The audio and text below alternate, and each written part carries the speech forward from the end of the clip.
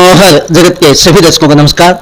साथियों, आज पंचायत समिति नौहर के स्वामी विवेकानंद सभागार में माकपा नेता मंगेज चौधरी के द्वारा एक प्रेस कॉन्फ्रेंस का कार्यक्रम रखा गया है और इस प्रेस कॉन्फ्रेंस में मंगेज चौधरी ने आने वाली 1 जुलाई को उपखंड कार्यालय का घेराव अपनी 3 मांगों को लेकर के किए जाने की बात कह रहे हैं। किसानों को मुआवजे की राशि दिलवाने के लिए, दूसरी बिजली पानी की व्यवस्था के लिए और तीसरी पुलिस की कानून व्यवस्था को लेकर के यह घेराव किया जा रहा है। मंगेज चौधरी जो कि आम जन की समस्याओं को लेकर के समय समय पर आंदोलन के रूप में हमारे सामने आते रहे हैं। उन्होंने आम व्यापारी वर्ग की, छात्र वर्ग की, किसान वर्ग की, सभी जो वर्ग हैं उनकी मांगों को, उनकी समस्याओं को समय समय पर उठाते रहे हैं। आप प्रेस कॉन्फ्रेंस के माध्यम से, प्रेस कॉन्फ्रेंस में उन्होंने क्या कहा, यह आप स्वयं उन्हीं की जुबानी देखिए।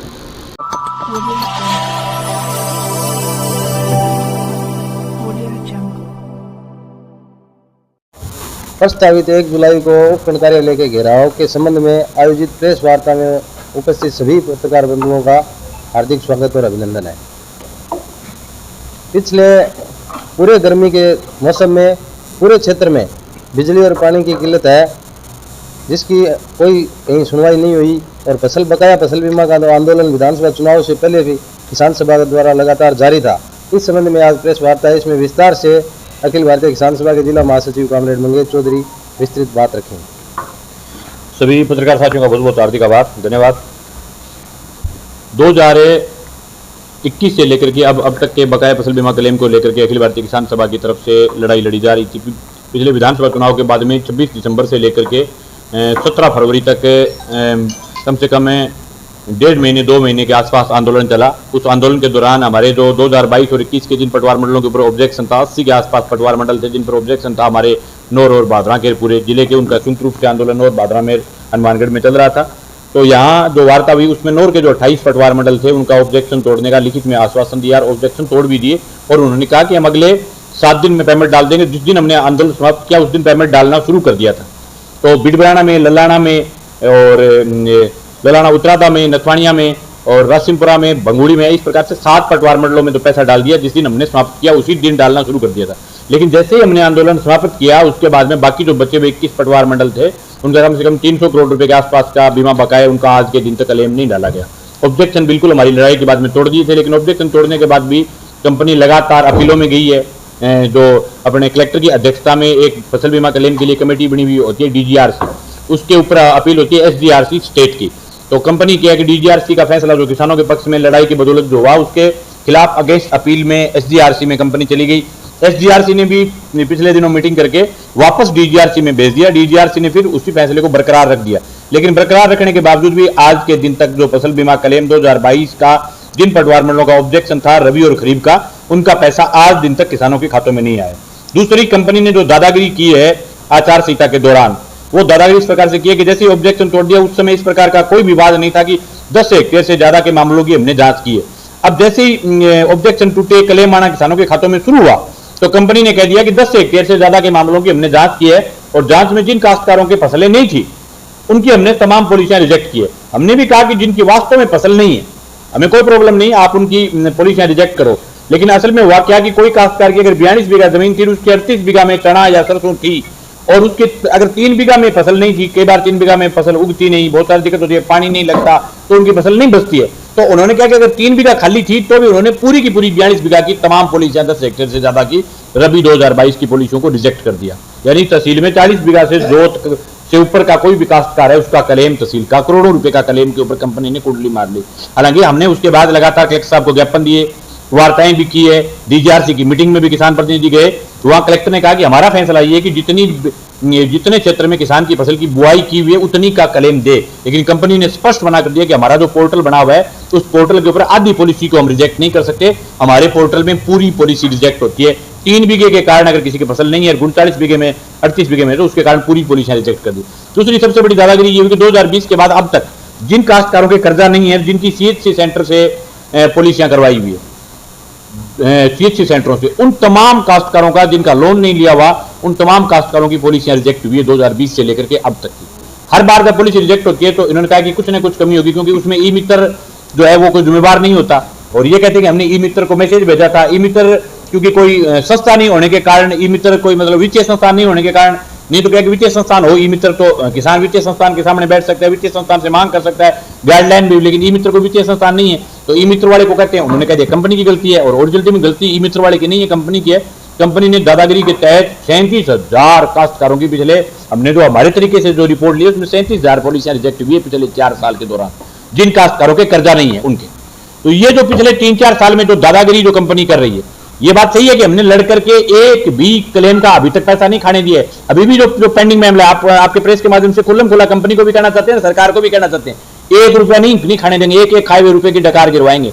लेकिन इस चिलचिलाती धूप के अंदर, इस गर्मी में किसान को आकर के उपखंड कार्यालय के आगे बैठना पड़े, उस सर्दी के अंदर 76 दिन तक किसान बैठा रहा। बैठे रहने के बाद जब लिखित में समझौता हो जाए, जब कलेक्टर कोई किसी फैसले को कंपनी के खिलाफ कर दे, उसके बाद भी कंपनी की दादागिरी, इस प्रकार से पैसा नहीं डालना, निश्चित रूप से केंद्र सरकार की और इनकी कंपनी को छूट दी हुई है। तो इस छूट के खिलाफ जो है वो हमारा आंदोलन है, और एक एक रुपया जब तक किसान के खाते में नहीं आता तब तक जो ये है वो लड़ाई जारी रहेगी। दूसरी, प्राइवेट बैंकों के अंदर जिन काश्तकारों की पॉलिसी है उनकी सबकी रिजेक्ट कर दी गई प्राइवेट बैंकों की गलतियों के कारण।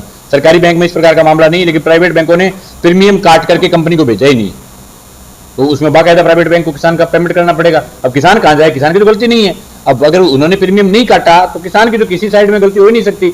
अब न तो बैंक पैसा दे रही है, न कंपनी पैसा दे रही है। इस प्रकार की भी 6-7 हजार पॉलिसियों का मामला इसी सत्र में आया, पहले प्रकरण नहीं था। अब पिछले दिनों क्लेम डाला है 2023 खरीद का, जो पिछली सावनी थी, जो अब सावनी बीजने की जो चर्चा कर रहे हैं, इससे पिछली सावनी लास्ट क्लेम अपना वो बनता है, उसका सिर्फ 2-3 करोड़ रुपए तहसील का क्लेम डाला है, बाजरी का कहीं कहीं, और थोड़ा बहुत 1-2 पटवार मंडलों में मूंगफली का।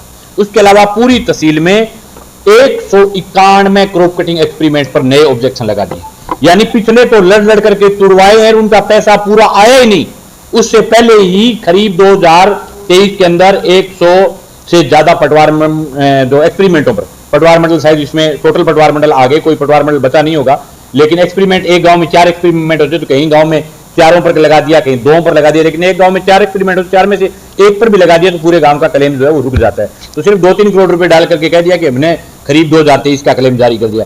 तो ये पूरा जो है इसके तमाम ऑब्जेक्शन हटे और इनका खरीफ 2023 का पूरा क्लेम किसान के खाते में जल्द डाला जाए। जो टूटे हुए ऑब्जेक्शन है उनका पैसा किसान के खाते में आए, और जो रिजेक्ट पॉलिसियां, ये जब पूरे प्रकरण की एक विशेष कमेटी गठित करके कलेक्टर की अध्यक्षता में तमाम प्राइवेट बैंकर्स जिन्होंने काश्तकारों का प्रीमियम काट के बीमा कंपनी को नहीं भेजा है, वो बैंक इस मामले में पेमेंट करे। इन तमाम मुद्दों को लेकर के हम जो है वो परसों 1 तारीख को उपखंड कार्यालय का गिराव कर रहे हैं। इससे पहले एक प्रकरण था जिसमें किसानों की बहुत बड़ी ऐतिहासिक जीत मिली है। रबी 2021 के अंदर पीएनबी बैंक के अंदर 10,000 पॉलिसियां रिजेक्ट हुई थी।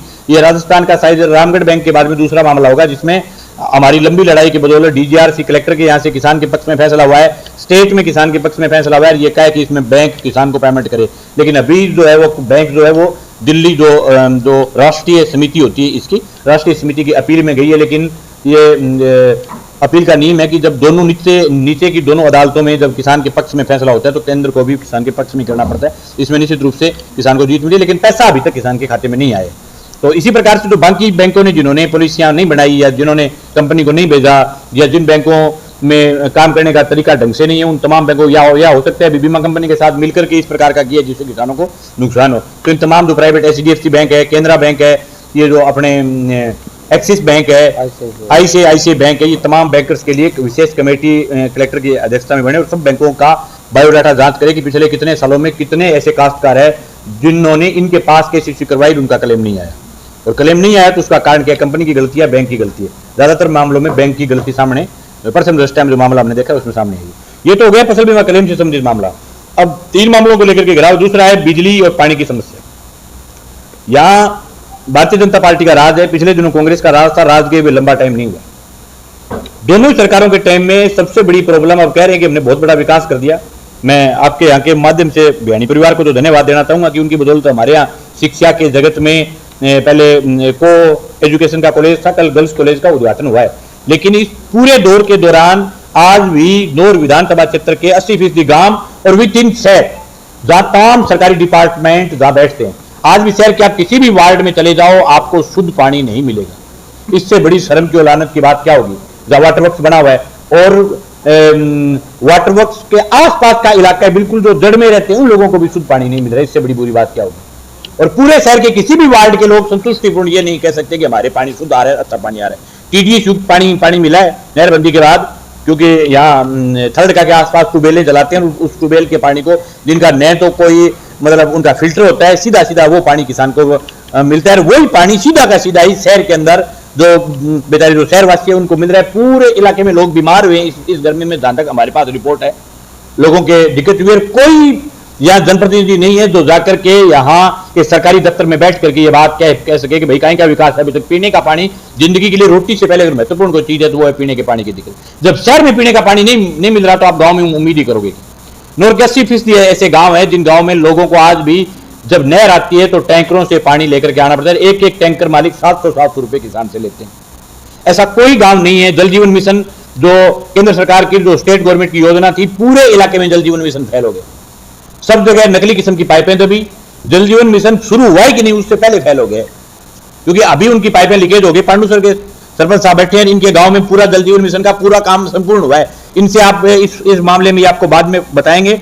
गांव में कहीं भी पानी नहीं पहुंच रहा है, सब जगह पाइपें लीकेज हो गई, पाइपें फट गई, क्योंकि घटिया किस्म की पाइपें लगी थी। पाइपें भी इस प्रकार की लगी है जो आने वाले समय में लंबे टाइम तक उनसे पानी लोग पिएंगे तो उसमें कैंसर होगा। वो जो है वो बहुत ही नकली किस्म की जो पाइप है उसका यूज हुआ है और कहीं भी पानी जो है वो ढंग से पहुंचा नहीं है। तो मैं ये कहता हूं ये दोनों सरकारों के लिए डूब मरने की बात है। इस प्रकार से अगर आज भी लोग अगर पीने के पानी के लिए तरसे तो इससे बड़ी शर्म की बात क्या होगी? भाई विकास सिर्फ रोड बनाना ये तमाम चीजें, ये ठीक है, विकास का एक हिस्सा है, लेकिन जिंदगी जीने के लिए सबसे बड़ा विकास होता है पीने का पानी। और आज जनौर विधानसभा क्षेत्र का ऐसा कोई गांव नहीं जिस गांव के तमाम लोग खड़े होकर के कह देंगे हमारे गांव में पूरा आता है पीने का पानी। हर गांव में कुछ एक विशेष इलाका है जिसमें पूरा पानी आ जाएगा, कुछ इलाका विशेष होता है जिसमें पानी का बिंगमा पानी उठो कोई कुआ। आज सब गांवों की हालात है। आप नोर के पास के गांवों से चले जाओ, बिडब्राना रोड पर चले जाओ, बिडब्राना की ये हालात है। इस साइड में चले जाओ या सरना वाली ढाणी जो नोर के एकदम जड़ में है, सरना वाली ढाणी के आधे से ज्यादा गांव में पानी नहीं आता। अरडकी में आधे से ज्यादा गांव में पानी नहीं आता। पास के गांव में ये दिक्कत है। जो और फिर जो जहां अपनी योजना की जो डिग्गी बनी हुई है, डिग्गी के जड़ में गांव है करमसाना, गोरखाना, जड़ के गांव के लोग पानी के लिए आंदोलन कर रहे हैं, जड़ के गांव के लोग पानी के लिए ज्ञापन दे रहे हैं। पूरी गर्मी जो है वो लोग उन्होंने बिलिक बिलिक करके काटी है। इसलिए हमारा निवेदन है कि इस मामले का स्थायी समाधान हो, पीने के पानी की व्यवस्था ही करे। और एक बात और है, ये कहते हैं हमारे पास पानी नहीं। आज हमने आंदोलन की डेट रखी है, कल आप जांच कर लेना, सब गांव में पूरा पानी आएगा। अब कहां से आएगा ये भी जांच का विषय। अच्छी बात है पानी आना बुरी बात नहीं, लेकिन कल कहां से आएगा ये जांच का विषय। सब गांव में मोटरें फुल चलेगी, पूरे टाइम जो टैल है वो फीड होगी कल, लेकिन परसों दोपहर के बाद फिर नहीं होगी अगले एक महीने तक। और ये हालात शहर की रहेगी। तो शहर की तो गांव से भी बुरी हालात है। गांव के लोग तो बेचारे आसपास में जैसे नहर बनी हुई है उससे पानी लेते हैं, शहर के लोग कहां से लेके आए पानी? कौन सा संसाधन है जहां से लोग पानी लेकर के आप? टैंकर मालिकों की इतनी भयंकर लूट है कि आम आदमी जो शहर में बेचारा सीधा साधा कोई छोटा कर्मचारी है, कोई बेचारा रेडी लगाता है, कोई गरीब आदमी है या कोई छोटा मोटा व्यापार करता है, वो आदमी टैंकर से पानी पी करके कितने दिन जिंदगी का गुजर करेगा? तो ये शहर और ग्रामीण क्षेत्रों में पूरे। दूसरी बिजली की, जहां तक आपको सबको पता ही है, पिछले एक महीने से कोई ऐसा गांव नहीं है, कोई शहर का मोहल्ला नहीं है जिसमें पूरी रात बिजली का कट नहीं रहा। एक रात ऐसी नहीं गुजरती। कल बरसात हो गई, बिजली का लोड कम था, उसके बावजूद भी रात को 12 बजे तक बिजली का कट था। बरसात के बाद बिजली का लोड 70% घट जाता है। बिजली का लोड घटने के बाद भी कल रात को 12 बजे तक शहर में एलडी कट था, और ये एलडी कट गांव का था। और अभी भी रख रखाव के नाम से प्रतिदिन पूरे शहर की लाइट काटते हैं। अभी मैं जिस क्षेत्र में बैठा हूं, इससे पूरे इस इलाके की सुबह 7 बजे से लेकर के शाम को 8 बजे तक की लाइट कटी हुई है। रेस्ट हाउस से लेकर के ये पूरा जो बार का जो एरिया इसकी पूरे की लाइट किस नाम से रख रखाव कर रहे हैं? तो फिर रख रखाव भाई सर्दी में करो जब लाइट की खपत कम है। जब खपत शुरू होती है जब लोगों को जरूरत होती है, लोग सांस नहीं ले सकते, उस दौर में आप रख रखाव करते हो। और ये दिल्ली का रख रखाव है, बाजार में प्रतिदिन। गांव में तो फिर रख रखाव के नाम पर कटिंग कम करते हैं, लेकिन शहर में रख रखाव के नाम पर कोई न कोई क्षेत्र होता है वहां छोटा मोटा ट्रांसमीटर जल गया, छोटी मोटी समस्या होगी, उसको तुरंत ठीक करना चाहिए, लेकिन तुरंत नहीं होता, 3 दिन तक ठीक नहीं होता। और आपको एक अजीबोगरीब बात बताऊं, पिछले दिनों यहाँ आंधी आई, आंधी के कारण बागड़ बेल्ट के 20 गांव की 10 दिन तक लाइट कट रही। 10 दिन तक, पूरे गांव की 10 दिन तक किसी को कानो कान खबर नहीं लगने दी बिजली डिपार्टमेंट ने। 20 दिन तक 20 गांव की 10 दिन तक लाइट कट रही पूरी की पूरी, यानी उनके मोबाइल चार्जिंग ही नहीं हुए। और आज भी तमाम गाड़ियों के कनेक्शन यूं के तो पड़े। उस 10 के बाद में वापस डिपार्टमेंट रोक नहीं पाया। तो ये भाई बिजली पानी गवर्नमेंट की ड्यूटी है, हम भी मानते हैं कि भाई आपदा अगर आ जाए तो आपदा में 24 घंटे 48 घंटे किसान, शहर का व्यापारी, सब लोग हम सहन कर सकते हैं। लेकिन अगर आपदा में आप 10-10 दिन तक आपदा पर आप कंट्रोल नहीं कर पाए छोटी सी आंधी को, तो फिर बिजली डिपार्टमेंट की व्यवस्था फेल है। तो सीधा साधा रटा रटाया नाम है एलडी कट। उसके एलडी कट का नाम का गांव के सीधे साधे लोग अभी तक समझ नहीं पा रहे कहां से एलडी कट है। अब कल आज आंदोलन कर दो, कल पूरे दिन लाइट रहेगी। कल यहाँ माननीय राज्यपाल जी आए हुए थे, पूरे दिन लाइट थी, 1 मिनट एलडी कट नहीं है। वो कहाँ मिलता है एलडी कट वाला आदमी? ये एलडी कट तो पीछे से आता हुआ, ये कहते हैं कि सूरजगढ़ थर्मल से आता है, तो फिर तो थर्मल तो कोई राज्यपाल ने कोई कोयला डाल करके तो आए नहीं नोर थर्मल पर। कल क्यों नहीं आया कट? जब वीवीआईपी नोर होता है तो कट नहीं आता, सीधे साधे लोग होते हैं तो भाई कटा जाता है। कितनी गंभीर बात है। तो इन तमाम मुद्दों को लेकर के तीसरा सबसे बड़ा सवाल है कानून व्यवस्था। कानून व्यवस्था की व्यवस्था ये कि पिछले 2 महीने के दौरान 150 के आसपास मोटरसाइकिल चोरी हुए। 150 मोटरसाइकिल, शायद इतनी संख्या में मोटरसाइकिल चोरी पिछले लंबे समय से कभी नहीं हुई। और इससे भी बड़ी जोर की बात है कि मोटरसाइकिल चोरी की तो एफआईआर ही दर्ज नहीं करते। थाना ये कहता है कि कोई मोटी डकैती हुई 50 लाख की तो दर्ज करा, मोटरसाइकिल चोरी तो तब भी गमने बराबर माने थाना। मोटरसाइकिल चोरी वाले के पास वो भी कोई प्रभावशाली होगा तो उसके साथ एक बार कैमरे चेक करने के लिए एक दिन पुलिस आएगी, दोबारा नहीं आएगी। उसके बाद में पूरे रिक्कू क्षेत्र में ताले टूटे, शहर के अंदर ताले टूटे। एक भी ऐसा मामला नहीं कहीं अगर शहर के व्यापारियों ने पिछले दिनों एक चोर को खुद पकड़ लिया, ये उनकी बहादुरी थी, पुलिस का कोई रोल नहीं। उन्होंने पकड़ लिया और पुलिस को दे दिया, पुलिस ने उसके मलम लगा दी, कभी लोगों ने इसको पीट दिया, ये कर दिया, वो कर दिया। बाकी पुलिस एक चोर का नाम बता दे पिछले 3 महीने में कि हम फलाने चोर को पकड़ के लेके आए, फलाने चोर ने ये मोटरसाइकिल चोरी, ये घरों की चोरी, ये दुकानों की चोरी या फैक्ट्रियों की चोरी को स्वीकार किया। कैमरे में स्पष्ट फोटो आने के बाद पिछले दिनों रिको एरिया में मैं गया था मौका स्थल पर, बाकायदा स्पष्ट फोटो एकदम सीधा दिख रहा है आदमी की ये बंदा है। और आज तक चोर नहीं पकड़ा गया। फैक्ट्री के अंदर से सामान ले गया। और ये सिर्फ यहाँ नहीं हो रहा, शहर में तो व्यापारी वर्ग रहता है तो चोरी नॉर्मल सी बात है, ज्यादा होनी है, क्योंकि चोरों का भी दावा वहां रहता है जहां मतलब कि उनको लगे कि यहाँ कुछ मिलने वाला है। लेकिन शहर के अलावा गांव में भी सबसे बड़ी 33,000 ये कोई जो बड़े जो अपने जो तारों की जो लाइनें निकली है जिनसे नई हाई वोल्टेज जो सूरजगढ़ से जुड़नी है, वो कैसे जोड़ेंगे? उस पूरी लाइन को चोर काट के ले गए, पूरी लाइन को चोर काट के ले गए। कहीं भी चोर पकड़े में नहीं आए। एक जगह किसानों ने खेत में पकड़ लिया रात को चोरी करते हुए, उससे भी बरामद नहीं कर पाई पुलिस। उसको उसी बरामदगी पर उसको पेश कर दिया। और फिर दोबारा 3-4 दिन पहले यहां तहसील कार्यालय, भाई तहसील में तो उपखंड अधिकारी बैठता है, तहसील का मुखिया है, मुखिया की नाक के नीचे से चोरी हो जाए, उसको भी पुलिस पकड़ नहीं पाई, तो इससे बड़ी शर्म की बात क्या होगी? फिर तो थाने के अंदर से चोरी होने लगेगी थोड़े दिनों बाद। थाने के अंदर उसको सामान पड़ा है वही चोर लेके जाएंगे और पता नहीं जिक्र नहीं करते होंगे, हो ही गई होगी इनकी चोरी। क्योंकि अगर इस प्रकार से ये बातों को, बाकी मोटरसाइकिल चोरी की बातों को दबा रहे हैं, चोरी तक तो ठीक थी, अब तो हालात जो है वो बिहार जैसे प्रदेशों में थे उस प्रकार के हालात पिछले 1 महीने में बने। जब 22 एनटीआर का एक किसान था राजकुमार तिवारी, वो बस का इंतजार कर रहा था, बस आई नहीं, उसने एक वाहन को जला देकर के रुकवा लिया। जैसे ही रोका वो अंदर बैठ गया। उस वाहन कैंपर गाड़ी थी, बदमाश थे, उन्होंने उसके साथ मारपीट की, उसके कोई टिक्का लगाया, उससे वो बेहोश हो गया और उसका पूरा सामान लूट करके चलती गाड़ी में उसको बादरा मोड़ से पहले रोड के ऊपर फेंक करके चले गए। पीएस ठेपाना का मामला था, हमने जोर देकर के नहीं कहा, अभी तक चेक कर रहे थे कि पुलिस कर क्या रही। हमने 2 बार उसको भेजा कि आप डायरेक्ट जाओ, आपकी एफआईआर दर्ज हो। डकैती के मामले की आज तक एफआईआर दर्ज नहीं हुई, इससे बड़ी शर्म की बात क्या होगी? एफआईआर मामला कब का है?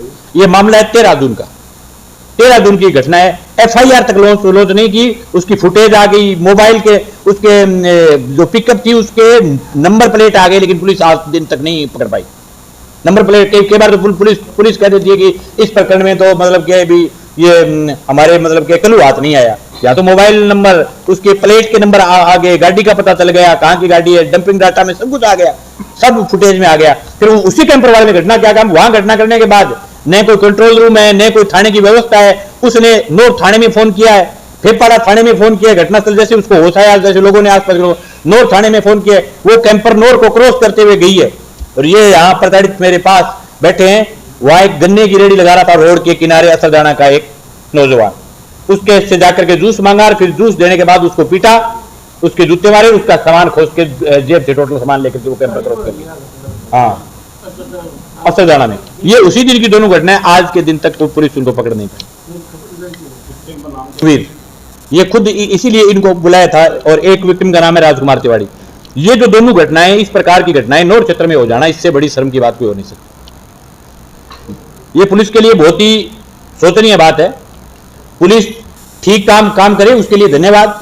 शहर में होटलों पर रेड मारी, अच्छी बात है, ठीक है, लेकिन बाकी जो मामले उनमें आप ये कोई 4 होटलों पर जैसे लोगों ने बता दिया, वहां जाकर के आपने रेड मार ली, लेकिन बाकी जो चोरी, जो ग्राफ, जो डकैती, ये चीजें बढ़ रही, इन पर तो रोक लगाओ भाई।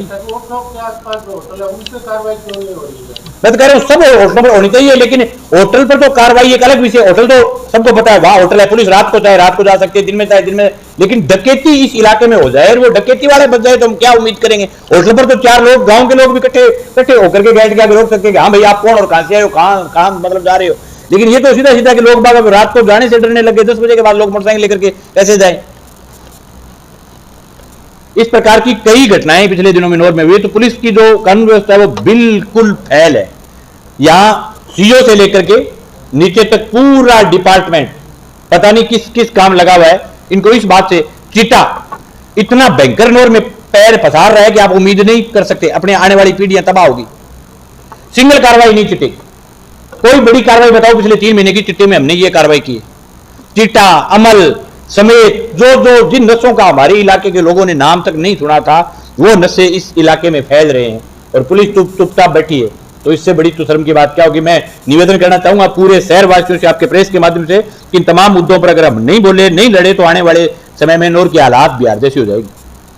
जिन जगह प्रदेशों में लूट होती है, जिस प्रकार से लोग सरेआम लूटे जा रहे हैं, गाड़ी में बैठना मतलब अपने आप में वो हो गया असुरक्षित, किसी के साथ बैठना असुरक्षित हो गया, मोटरसाइकिल लेकर के रोड पर अकेले का चलना असुरक्षित हो गया। और ये छोटी बड़ी चुटपुट घटनाएं आपको तमाम बताऊं तो 2 दिन लग जाए।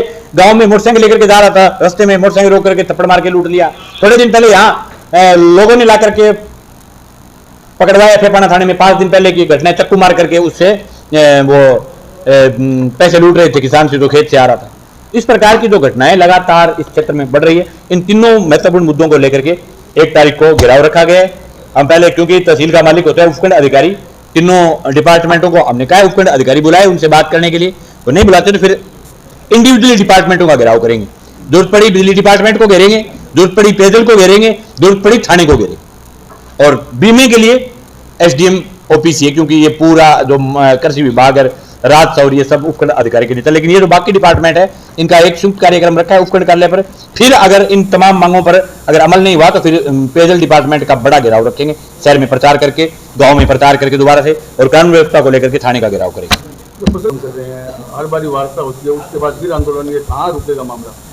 इसमें प्रॉब्लम यह है कि हर 6 महीने के बाद एक क्लेम बन जाता है, और 6 महीने के बाद एक मूवमेंट की जरूरत पड़ती है। हर 6 महीने के बाद एक क्लेम, क्योंकि फसल के ऊपर क्लेम होता है, 6 महीने के बाद एक फसल होती है। ऐसा कोई क्लेम नहीं है जो क्लेम बगैर लड़े कंपनी दे दे। अगर बगैर लड़े कंपनी देती हो तो फिर आंदोलन की जरूरत कहां पड़ती है। हमने पिछले दिनों लड़कर के ऑब्जेक्शन तुड़वा करके एक मामले को निपटाया था रबी 2022 के, अब ये 23 का जारी होना था, उस पर ऑब्जेक्शन लग गया, अब क्या करें। लेकिन ये बात भी है कि हम जब लड़े हैं 21 तक के तमाम मामलों में हमने 1600 करोड़ रुपए लड़ करके बीमा लिया भी है, 1600 करोड़ रुपए नौर विधानसभा जाके। लेकिन लड़ने के बगैर कंपनी और सरकार किसी भी सूरत में एक भी क्लेम अपने लेवल पर खुद नहीं दिया। और अभी भी एक नई स्कीम लेकर के आए हैं। अब जो पिछले दिनों का जो इस पिछली जो हाड़ी का जो क्रॉप कटिंग जो खेतों में होती है, खराबा हुआ कि नहीं हुआ, जो देखने का जो होता है, उसको सैटेलाइट के आधार पर किया है। ये नए कलेक्टर साहब की देह है, सैटेलाइट से हुआ है। सैटेलाइट से क्या है कि जो अच्छे खसरे थे, जिनमें अच्छी सरसों थी, अच्छी कणक थी या अच्छा चना था, उन खेतों को उठा लिया गया और उन्हीं की वो सैटेलाइट से क्रॉप कटिंग कर दी, जिससे पूरे इलाके के अंदर क्लेम नहीं बना, पूरा इलाका तबाह हो गया। लेकिन आज आपके माध्यम से कहना चाहते हैं कि अभी सावनी की फसल बोई जाएगी, अच्छी फसल हो, हमें कतई क्लेम की जरूरत नहीं, अच्छी फसल होगी। लेकिन अगर फसल तबाह होती है तो ये नहीं कि कोई विशेष खसरे जिनमें नहर का पानी लगता हो, कि ट्यूबवेल का पानी लगता हो, और बाकी जो बिरानी फसलें सिर्फ एक खसरे के कारण तबाह हो, सैटेलाइट से कोई भी क्रॉप कटिंग नहीं करने दें। क्रॉप कटिंग करने के लिए आप गांव में रैंडमली खाता डालो और रैंडमली खाते के अंदर करो। और राजनीतिक दलों को जरूरत नहीं है आंदोलन में भाग लेने की। आपने तो देखा होगा पीछे लंबे समय से यहाँ तो बीमे को लेकर के दूसरे कोई नेता नहीं बोलते। पानी के सवाल पर अगर पेयजल को लेकर के लास्ट अगर किसी का गिराव किया हुआ है डिपार्टमेंट का तो मेरा ही किया हुआ है, मेरे बाद में किसी नेता नहीं करते हैं। तो एक दिन फॉर्मेलिटी के टाइम में सिर्फ ज्ञापन देने से, तो भाई मैं भी अगर ज्ञापन दे दूं तो ज्ञापन तो मैंने दिए पिछले काफी समय से, तो गिराव करके बैठना पड़ता है, तपना पड़ता है। पिछली गर्मी में आपको याद होगा यही मौसम था जब विधानसभा चुनाव से पहले इतनी भयंकर गर्मी थी कि लोग गस्सी खा करके गिर रहे थे। उस दौर रात को 3 बजे हमारी वार्ता हुई थी, रात को 3 बजे तक रहे थे। तो लंबा लड़ना पड़ता है, लंबा लड़ने दूसरे कोई आए तो उन सबका स्वागत है, कोई नहीं आए तो भाई वो जाने उनका काम। इंडिया गठबंधन जो अभी बना था चुनाव में, वो आंदोलन में क्या नहीं, आंदोलन का अलग सवाल है। इंडिया गठबंधन पॉलिटिकली अलायंस है, केंद्र सरकार केंद्र आज तक कोई भी पॉलिटिकल पार्टी अकेली नहीं लड़ पाती, अलायंस के नाम पर चुनाव लड़ना पड़ता है। इंडिया अलायंस में भी 37-38 पार्टियां थी, इंडिया में भी हमारी थी, स्टेट में हमारा कोई अलायंस नहीं है अभी। अब आगे वाला कोई अलायंस होता है तो अलायंस के सवाल पर, लेकिन जो जनता के मुद्दे वो चाहे इंडिया अलायंस का कोई जीता हुआ एमपी जनता के सवाल पर नहीं बोले तो हम तो इंडिया अलायंस के एमपी को भी जनता का हक बनता है भी उसको बोल करके कहें ये तो तमाम मुद्दे हैं बीमे के। लोकसभा चलने से पहले हम हमारे जो नवनिर्वाचित एमपी है उनको बताएंगे, उनसे कहेंगे लोकसभा में उठाएं, और वो अगर लोकसभा में नहीं उन्हें उठाएंगे तो उनका भी विरोध करेंगे। भाई क्यों नहीं करें? अलायंस है तो इसका मतलब ये थोड़ी भी जनता के सवालों पर हम बोलना ही बंद करें। जनता का प्रतिनिधि, जनता के नेता का मतलब ये होता है जहां भी जनता के ऊपर न्याय हो उसके खिलाफ बोले। अलायंस केंद्र का है, बड़ा सवाल है, बड़ा मामला है। पिछले दिनों विधानसभा के चुनाव में हम इसी पार्टी के सामने चुनाव लड़े हैं। अभी तो केंद्र का चुनाव था, बड़ा चुनाव था, हमारी पार्टी को सीट मिली है, सिक्कर से हमारी पार्टी का एमपी जीता है। जिन्होंने जिस ट्रैक्टर को दिल्ली में घुसने पर मोदी सरकार रोक लगा रही थी, हमारा एमपी ट्रैक्टर लेकर के देश की संसद में गए। मैं उम्मीद करता हूं न केवल सिक्कर के बल्कि हमारे इलाके के मुद्दों को भी देश की लोकसभा में रखेगा। तो ये तो जनता के सवालों को लेकर के, जनता के मुद्दों को लेकर के जनता की आवाज देश में लोकसभा में ये लोग उठाएं, लेकिन इन मुद्दों पर हमें जहां बोलने की जरूरत पड़ेगी वहां हम बोलेंगे। ये बात भी इंडिया अलायंस की कोई सरकार भी नहीं है, सरकार हो तो फिर भी हम माने कि भाई ये सरकार है आपकी, जिस अलायंस के साथ आप लगे हुए थे उस अलायंस की सरकार है, आप उस अलायंस के खिलाफ बोल रहे हो। नहीं तो केंद्र में इंडिया अलायंस की सरकार है, नहीं स्टेट में सरकार है, स्टेट में बीजेपी की है, केंद्र में बीजेपी की है। और दोनों सरकारों के टाइम में हम तो बोलते रहे, पिछली सरकार में भी बोले हैं बीमे को लेकर के, आपको याद होगा। पानी को लेकर के लड़े हैं, चाहे और कोई शहर की समस्या रही उसको लेकर के लड़े हैं, इस सरकार में भी लड़ रहे हैं, आगे भी लड़ते रहेंगे। हमारी ड्यूटी ये है कि हमें 27,000 लोगों ने मतदान दिया, लेकिन हमारी ड्यूटी बनती है कि नौर विधानसभा क्षेत्र के किसी भी किसान, नौजवान, विद्यार्थी, शहर का व्यापारी, शहरवासी, ग्रामीण, किसी को कोई भी प्रॉब्लम हो उसको लेकर के हम अगर नहीं बोले तो हम जनप्रतिनिधि नहीं है। हमारी ड्यूटी बनती है, रात को जब शहर के लोग नहीं सोए तो हमें भी नींद नहीं आनी चाहिए अगर हम जनप्रतिनिधि हैं तो। इसलिए हमने कार्यक्रम बनाया कि हम भी लड़ेंगे इस मुद्दे को लेकर के।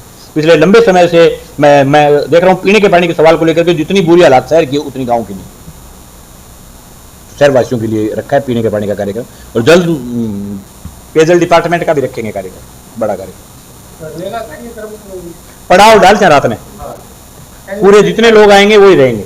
बाकी अगर कोई भी पॉजिटिवली वार्ता हो जाए वो चीज अलग है, अगर पॉजिटिवली वार्ता नहीं होती तो पड़ाव डालेंगे रात को। ये अनिश्चितकालीन जितने लोग आएंगे, पड़ाव का मतलब इससे धरना नहीं, जितने लोग आएंगे उतने सब लोगों को यही रखेंगे, किसी को भी गाँव नहीं रखेंगे।